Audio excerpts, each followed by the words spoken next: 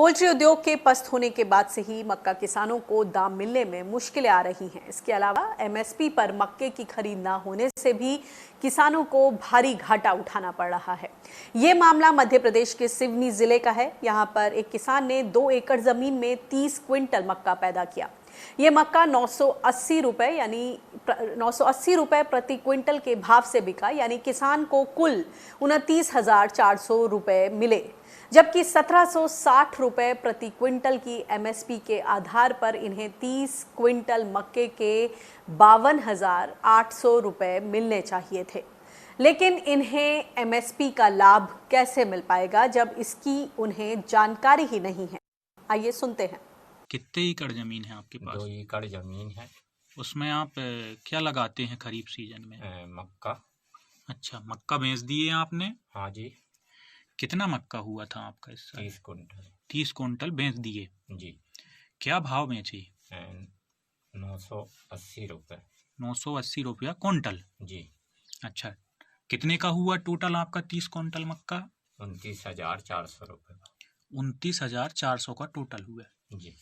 अच्छा, आपको मक्का का समर्थन मूल्य पता है कितना था? नहीं है जी।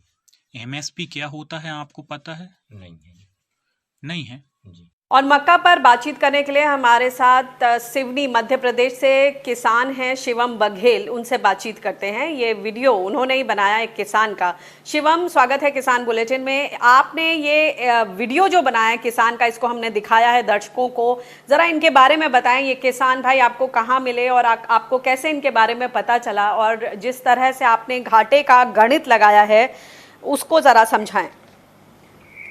जी मैम, सबसे पहले तो स्वराज एक्सप्रेस और हिंद किसान न्यूज चैनल और आपको भी धन्यवाद। मैम, ये जो व्यक्ति हैं ये एक आदिवासी मजदूर भी कहना चाहिए और किसान भी हैं। ये मेरे गांव से 2 किलोमीटर बगल के गांव दुधिया में रहते हैं। और यह किसान की जो पूरी फैमिली है मैम, इसमें 5 मेंबर हैं, पति पत्नी, 2 बेटे और 1 बेटी।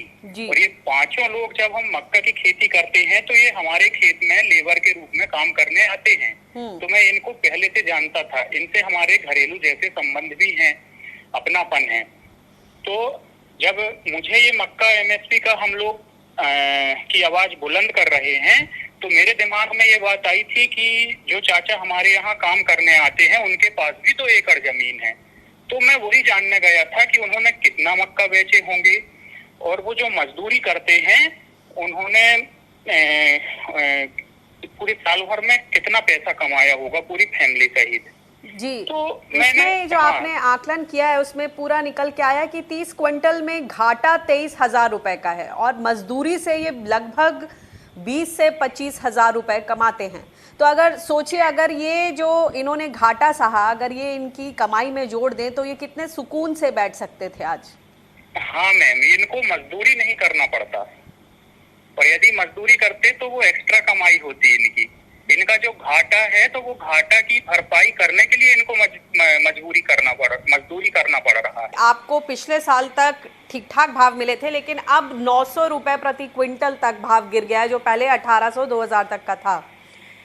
तो अब आपको क्या लगता है कि जो पूरा एमएसपी मिलता है, खास तौर से गेहूं और धान को जो प्राथमिकता दी जाती है, यानी कह लें एमएसपी पॉलिटिक्स, तो उसकी वजह से क्या किसान अब अपनी मक्का की बुआई छोड़कर क्या अब इन फसलों की तरफ वापस जाएंगे और फिर से क्रॉप डाइवर्सिफिकेशन का जो एम था, जो लक्ष्य था, वो फिर कहीं पीछे हो जाएगा?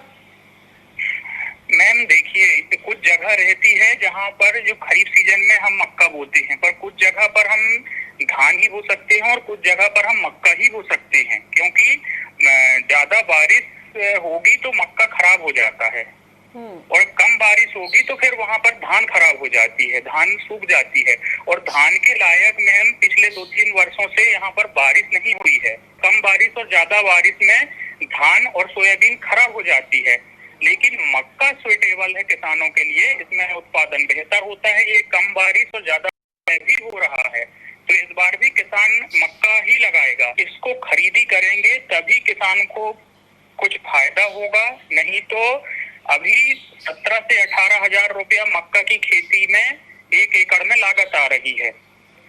और दूसरी तरफ देखें तो मक्का का उत्पादन खरीफ सीजन में औसतन 17 से 18 क्विंटल है, लेकिन उसका रेट अभी 800-900 रुपया है। तो मैम ये तो इसमें तो लागत भी नहीं निकलेगी।